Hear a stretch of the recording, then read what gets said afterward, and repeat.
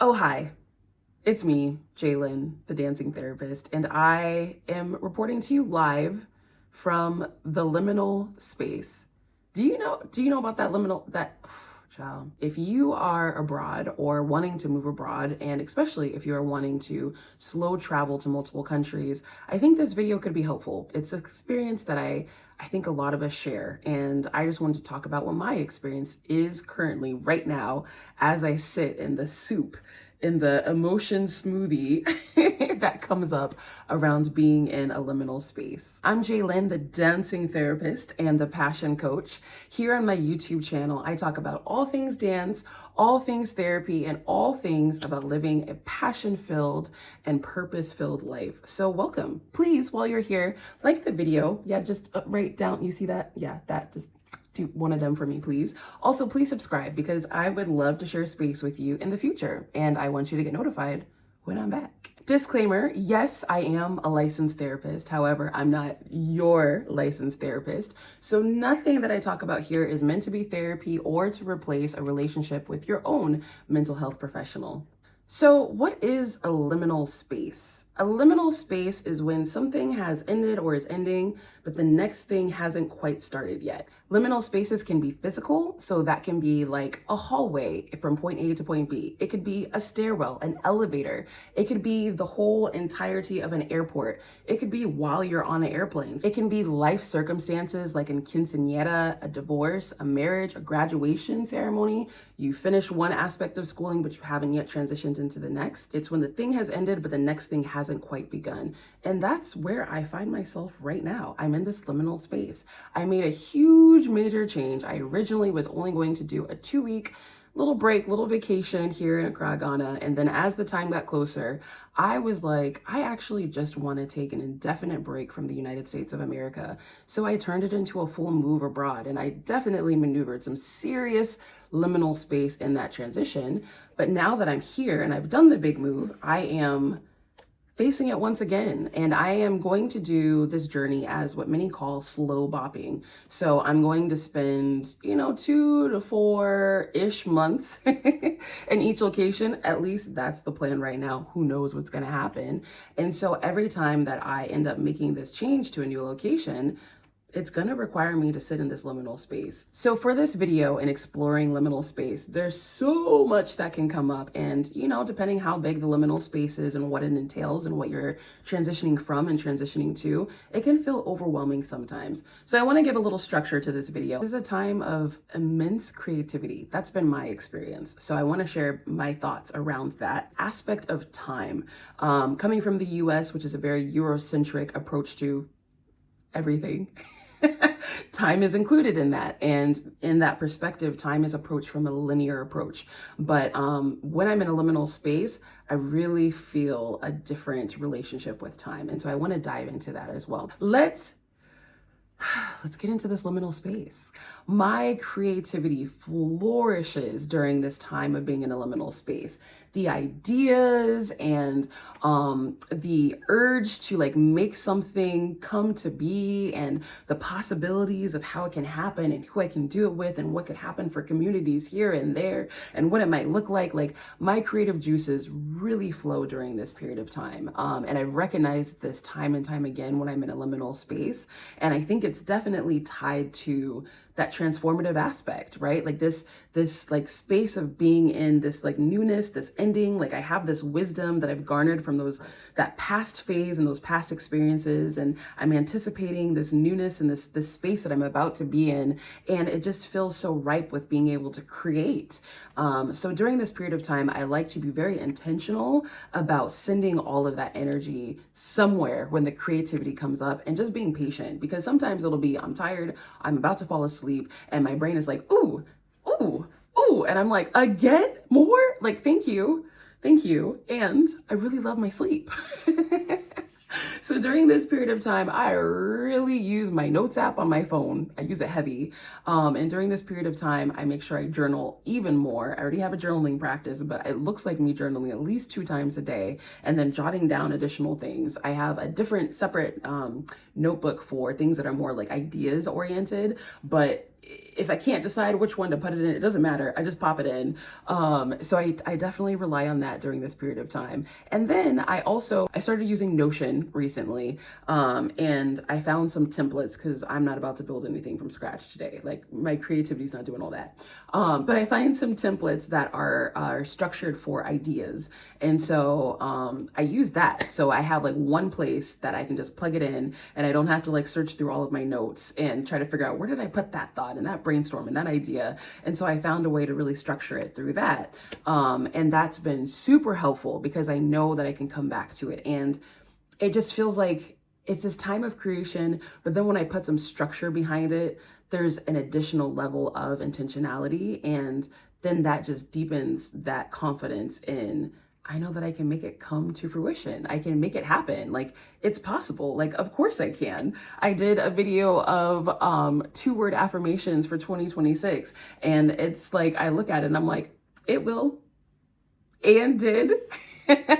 Because that's the energy it feels like is attached to it when I'm able to put it down somewhere, and I'm putting it in a structured way that I can always come back to. It makes it feel more tangible. And previous times when I've been in this space and I've had this creative energy bubble up, and I'm just like, it gets overwhelming. Like I felt myself be overwhelmed in the past. And then a lot of those ideas have kind of like fizzled. And I've been like, dang, like that would have been really cool if I were to, one, remember all of the things that came up for me when I was having that creative burst and being in that space. But two, if I had it down in a way that was structured enough where it felt like I could come back and execute and see it to fruition. So yeah, being in a liminal space, and this time not being unlike others, I am feeling those creative juices. It's like a waterfall, like it's cascading. So there's so many things coming up. I'm so excited. I love it. And because I spend so much time during that transformative aspect and spending so much time in that energy of really holding space for all that's coming up for me and tying it into the bigger picture and deepening my understanding of self and my purpose and what my character is and what my worldviews are, I feel like I'm able to better tie these creative endeavors and ideas that come up very clearly to who it is that I know that I am and who it is that I know why I am.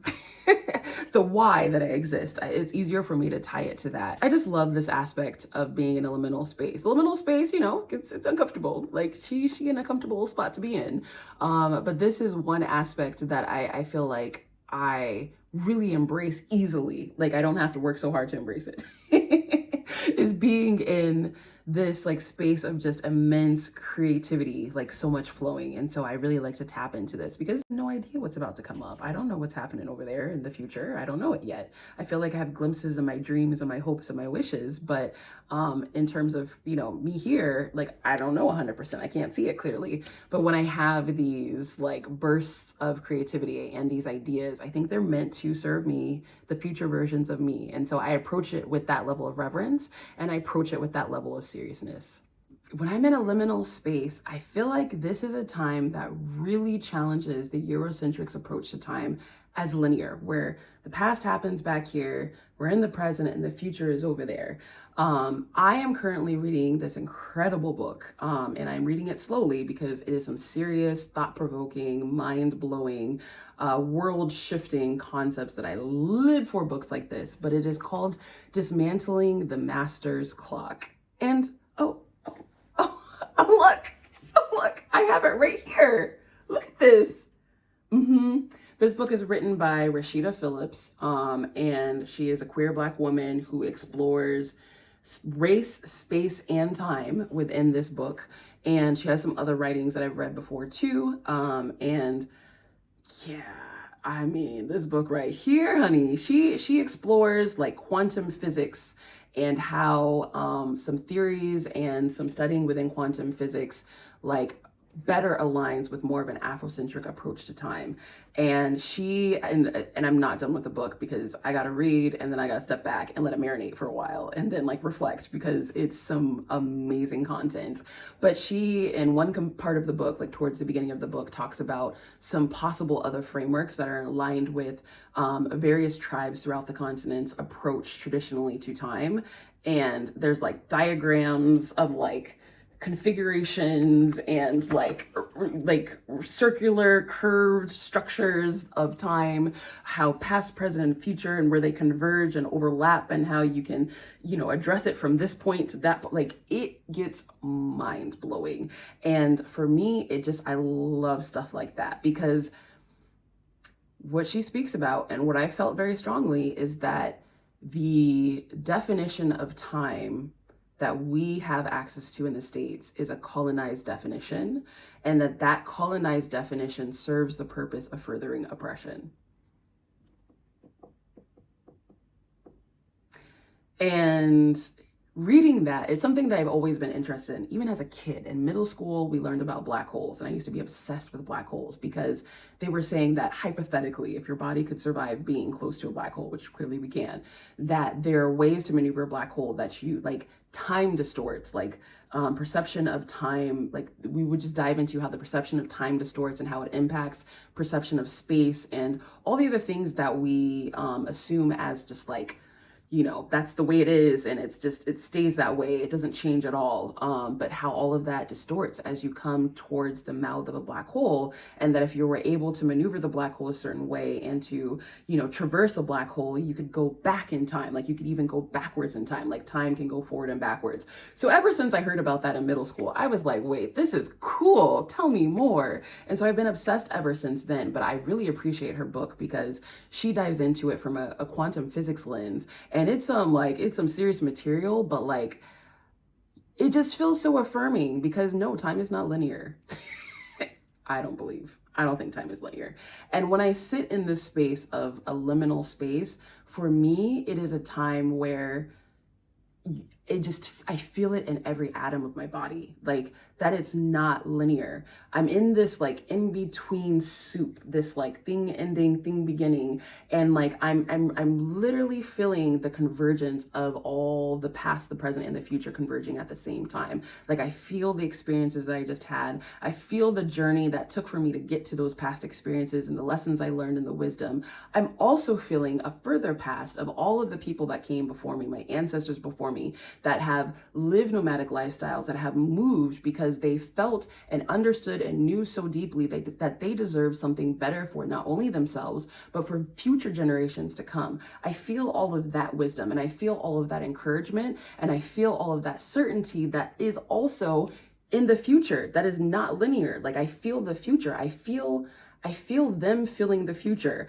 I feel them feeling that if I move from Mississippi, the South, where my father's side of the family is from, and I move further up north to Colorado, that they knew that future generations would have a different experience than what they were experiencing on sharecropping. That they would have different experiences than what they were experiencing in the Jim Crow laws. That would have a different experiences than what they were experiencing in the extreme oppression in the South. That I feel that. I feel them feeling the future of me now here, being abroad, moving even further than the different states further up north, moving even further than, the confines of the United States, but being able to travel throughout the world with freedom. I feel that wisdom. I feel them feeling that in the past, feeling the future. And then I also feel in the future, because of that whole trajectory, I feel that future me is going to be great. Not fine, not okay. Is going to be great, and is going to be doing something for the future of this community now. I feel all of that converging in the liminal space. That was a mouthful, and that was a lot. And I hope you followed me. Because sometimes I get in this pocket, right? But I love being in this pocket. I love this aspect of being in a liminal space, because it's an opportunity to, again, really feel this aspect of time that has nothing to do with the line. It is so much more expansive. It is so much more intricate. It is so much more nuanced than a line. And because of that, it means that we are not alone in this journey. When you feel the entirety of time in this way that can happen in liminal space, you realize it's impossible for you to be alone. It's impossible. Like, you realize that what you are doing is not selfish, that what you are doing is not turning a blind eye to community, that what you are doing is not running away from something you're supposed to be fighting, that what you are doing has nothing to do with like, oh, you just have, only yourself in mind, and, you're being all of those things that, we hear messages about, especially for us as Black women, when we choose to do things that we know that we're supposed to do and is in service of our purpose. It has nothing to do with that when you sit with a convergence of time occurring all at the same time, or occurring in a shape that is not linear. It's impossible to have any of those things be true, because like when I'm here in this space, in this liminal space, especially as I prepare to move, and especially as I drop into the realizations and the understandings of why I'm moving and what circumstances have come together for moving to be my step, I feel so clearly all of that. And as you can probably tell by my animated way of speaking, this is something I'm very excited about and I'm very, very passionate about. And yes, a lot of the literature and the articles you read about liminal space is like, it can be difficult, it can bring up da-da-da and dee-dee-dee, and all of that's absolutely true. It can bring up a smoothie of emotions, but I like to talk about this aspect because it really balances everything out. It becomes less about this individualistic approach that the West is so focused on, this mythological individualism that just does not exist. Individualism cannot exist. It doesn't logically it doesn't exist, y'all. We are a part of a web of humans and beings, whether we want to or not. That is just the reality of things. And what I love about this understanding of time not being linear, and as it sits in this liminal space that is just so tangible, is that it's undeniable that you are in existence of a web of amazing beings that came before you, that are existing right now, that are allowing me to be in this space, and that will exist in the future. It feels so grounding and so soothing and so affirming, because I know that where Jalen is right now is exactly where Jalen is not only supposed to be, but that it was orchestrated and choreographed for generations and generations. And that me choosing to show up and the way that I'm choosing to show up right now and to saying yes to this journey is allowing for generations and generations after me to be exactly where they're supposed to be. Those are the aspects that I wanted to dive into in this video about how a liminal space has been showing up for me as I maneuver my time abroad and maneuver this journey of traveling throughout the world for the reasons that I am traveling around the world.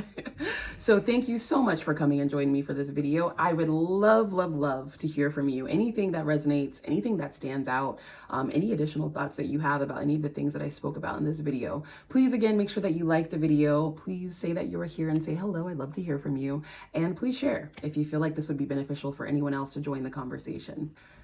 And in the meantime, as I sit in this liminal space, have a great one, and I will see you in the next video. Bye.